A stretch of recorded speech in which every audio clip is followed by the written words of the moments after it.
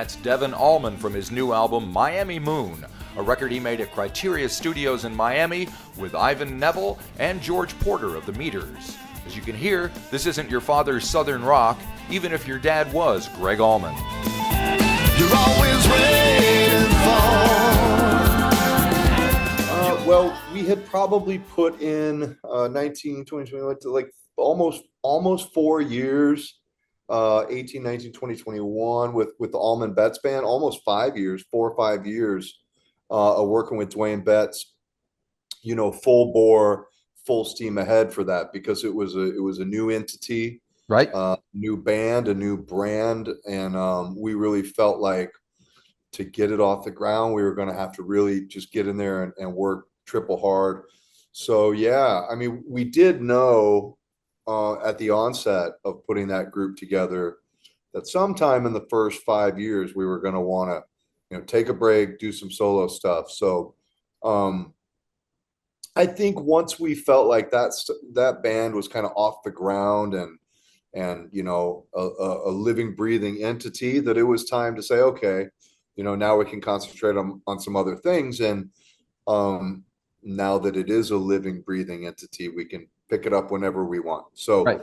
kind of just dialing back to that normal being, having some solo careers and some ability to do whatever the hell you want to do. Because, in the framework of an ensemble cast, although it's exhilarating and great, and there's a lot of camaraderie and this, it's limiting. You can't just do anything. So.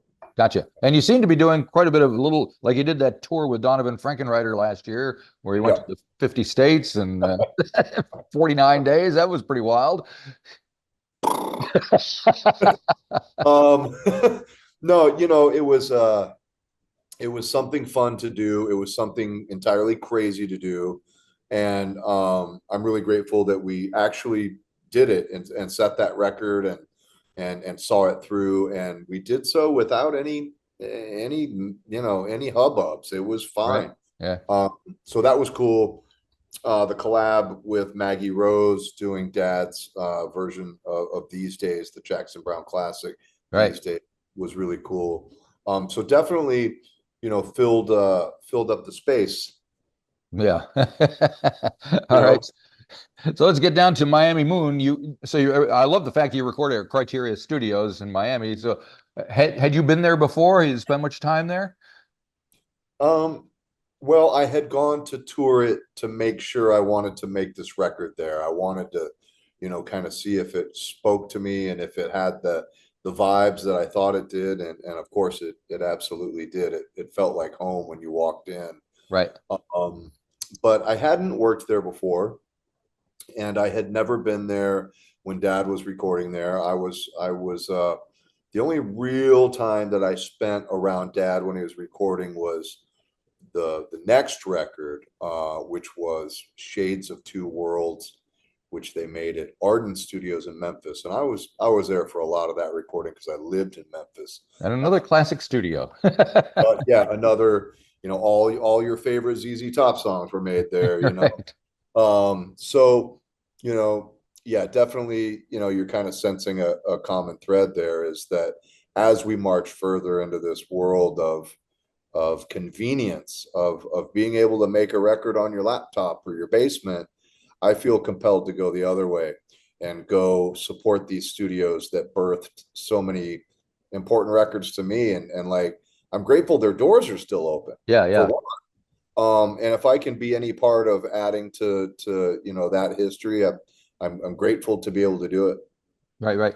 And it sounds to me, from listening to the 9 tracks that comprise the record, you find a balance between kind of paying tribute to the legacy that is yours and your family's, and also moving forward and doing other things. Do you think about that much? I used to. This is the first record where I just didn't think. I just said, man, I want to write a record. I knew I wanted it to be, I felt like after the whole COVID thing that people need to be brought up. And I knew I just wanted an up record. I wanted you to be able to shake your ass to it and feel good. And I thought about the records that made me feel that way. And Curtis Mayfield came to mind a lot. Right. And if you hear the lead single, White Horse, you're going to hear a lot of Curtis Mayfield and Blueprint of that. So get up, get down, get out, listen to the music. Be young, be proud, you know there's nothing to it. You run fresh out and down, no more excuses. You don't want to wait anymore. You're always waiting for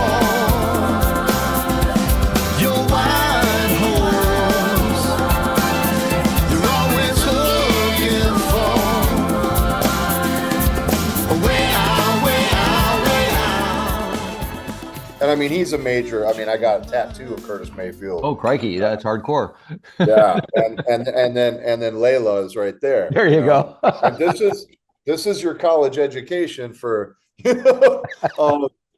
so I don't know, man. But I've been telling folks, like, this is the first time that I didn't worry about what category a record would fit in, or would this appeal to blues rock lovers, or this category or that.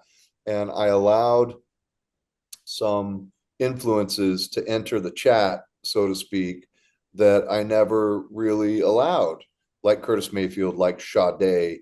You might hear traces of Steely Dan in this record. You might hear some traces of the alternative band The Cure, which is one of my favorite bands of all time. Yep. So little bits and strands and pieces of those loves find their way into this record. Right. Now, I think I read somewhere where you started writing some of these songs on the bass guitar rather than traditional guitar and keyboards. What brought that on? I did. It was kind of like, hey, I knew I wanted the record to be up, and a lot of my favorite up music is driven by good bass lines. The beauty about writing bass lines is you're not so concerned with chord voicings right out the gate. It's kind of secondary. Right. So it just seemed like a good place to be. I just wanted to have something that grooved and rocked. So if the bass line could sell me, then chances are the rest of it would, fall into place. Was Climb Aboard one of those? Because it starts with a pretty cool bass line. Yeah.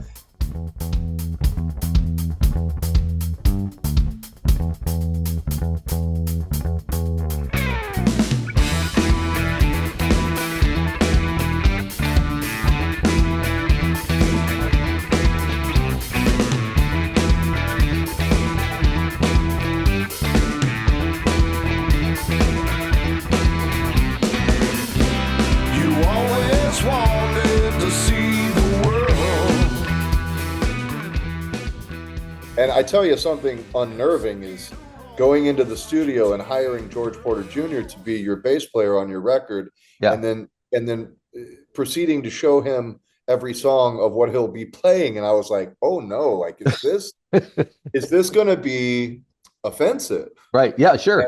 But he understood. He knows I'm a guitar player, and he knows I love the funk and I respect the old stuff. And when he found out that I wrote the stuff on bass, he was like, no, I want to hear what you have in mind, and I'll embellish from there, but like, give me the skeletons. And he was so sweet and so gracious, and he liked all the bass lines. And I was like, holy shit, thank God. Yeah.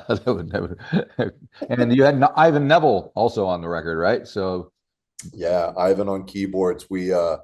So I heard so many different textures and colors of keyboards that I had sent over to Criteria a Hammond B3, a Wurlitzer, a Rhodes, a clavinet, and a Mellotron, and then they had a grand piano. So he had 6 things in his station, and he was like a kid in a candy store. And it was cool to listen back to a track and go, Ivan, man, what do you think about on that bridge? Tuck in a little Mellotron, make it spooky. And he's like, oh yeah, I hear that. And it was really neat to bat the ball around with him and build the songs with him. Right. Now I wanted to touch on one track, Sahara, which is kind of almost 7 minutes long, right in the middle of the record. It's an instrumental, I think, and it's got it sounded like almost like a jam. But it's kind of the centerpiece of the record. It feels like. What is it to you?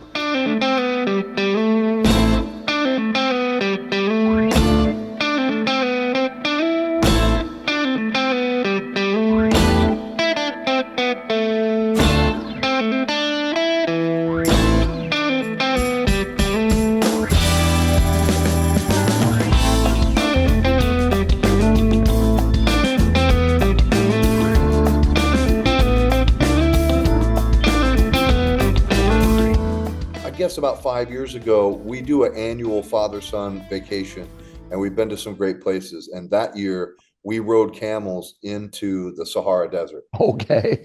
And when we got about an hour into the desert, it was some of the most quiet I've ever heard. And I remember thinking back on it, like, if I could write the musical soundtrack to riding the camels through there, what would it sound like?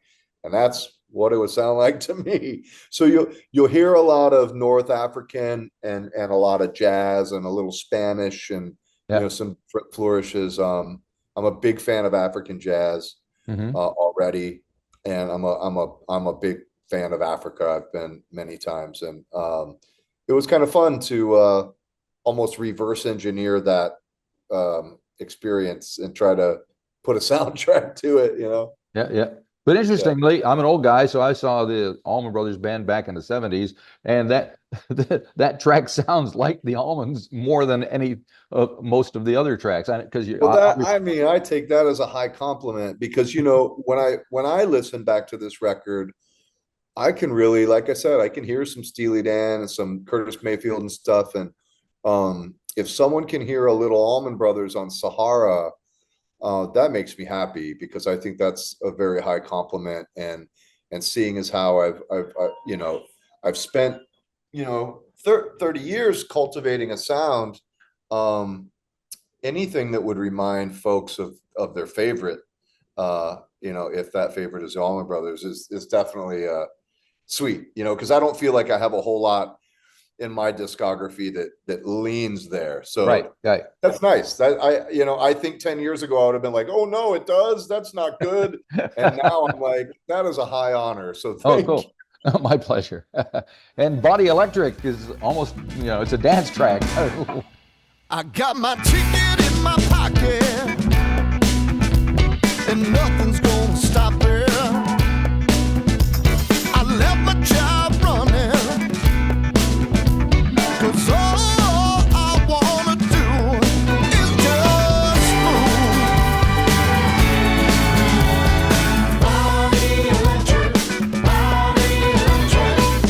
to sound, can't slow down. Body electric. Yeah, that was the first song we wrote for the record. Oh. And I just remember talking to my guitar player, Jackson, and I had the bass and he had the guitar. And I was like, I'd love to write a song about being in line to go to your favorite concert. Right. I got my ticket in my pocket. Nothing's going to stop it. I left my job running because all I want to do is move. And that was the line. And that really birthed the idea for the album. So Body Electric, yeah, you're right. It's almost a pop song. It's almost a dance song, but I think anybody can relate to it, and I love the line that we're what was it? We're in line at the Forum, rocking the decorum. That's right. I just thought it was fun. That's something like, it's kind of something I've never done. Just kind of let go and yeah, that is an ode to anyone that's been so excited for those lights to go down and the concert to start. Right. So do you have a favorite concert you've been to ever? Man, I tell you what. All right. So I got tickets for Prince Right. 15 years ago. I had never seen him.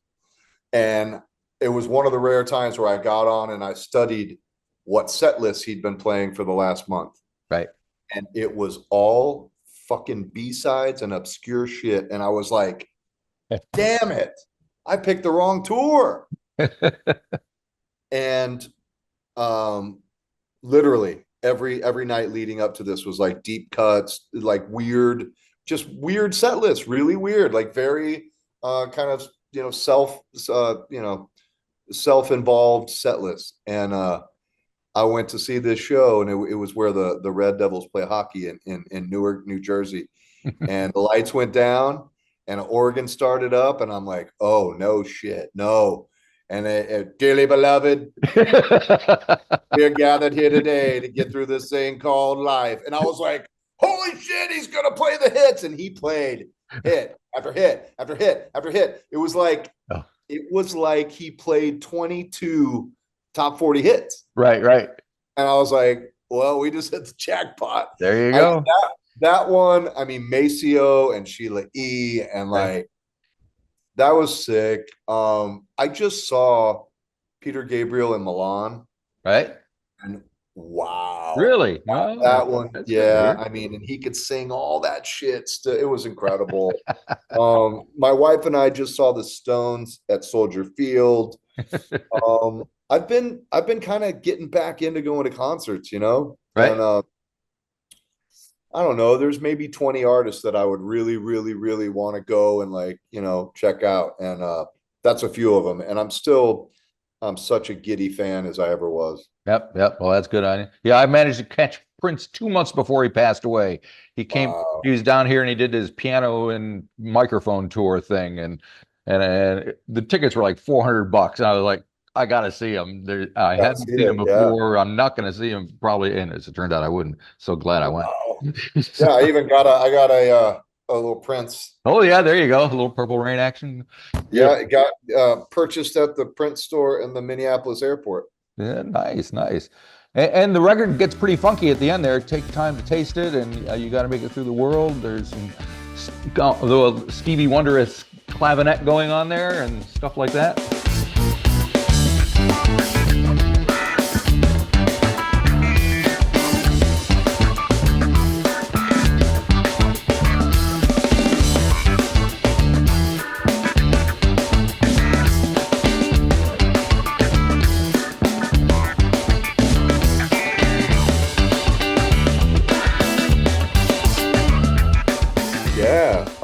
Take time to taste it was I told George, I said, you know, in the midst of all this stuff that I wrote on bass, I actually wrote a tribute to you and to the Meters, and I really hope you love it, but it's supposed to be for you. Right. And he really loved it. And then You Got to Make It Through the World is a deep cut by Van Morrison that I was previously unfamiliar with, and I stumbled onto it by weird algorithm playlist and fell in love with it and thought it would be a good exit strategy for the record, so to speak. So yeah, and of course, Criteria, wasn't that where Bee Gees did like main chorus and the early disco-y stuff that they started dance stuff? So you couldn't get away from it. Good. Yeah. Yeah, it's funny how it all came together. You know, when we wrote Body Electric, a couple hours later, we wrote White Horse. And the next morning, we wrote Climb Aboard. And then it was like, bam, bam, bam. Yep. And then I was like, well, holy shit, this is, dare I say, a funk record.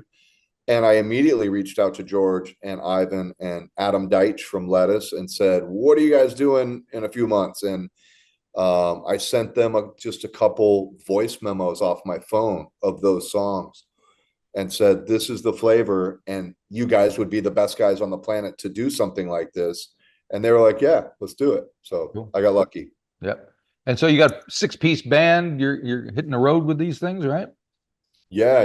I put together a 6-piece band from just like the best cats here in the Midwest, and we've been touring like mostly outside of America lately.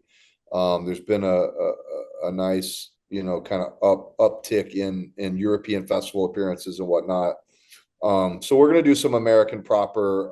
I've taken them to Australia before, but yeah, we're gonna take Miami Moon on the road and bring it to life on stage. All right. And in general, how is it out on the road these days? And has it changed in the last couple of weeks with the way the political climate is going up and down and back and forth? I think so, because I think music is a destination for respite. You know, I think this is where people come. This is where people come to stay away from that. And it's not apathy, and it's not a lack of caring or education. It's like, you know what, when we walk into this theater or this arena or this festival, let's just leave that all out there. And so I haven't seen it affect anything. If you enjoyed this episode of the 13th Floor's Music Talk series, please be sure to subscribe to the website or to the YouTube channel. Follow us on Facebook or Instagram and wherever you find your podcasts. There's a whole lot more to discover.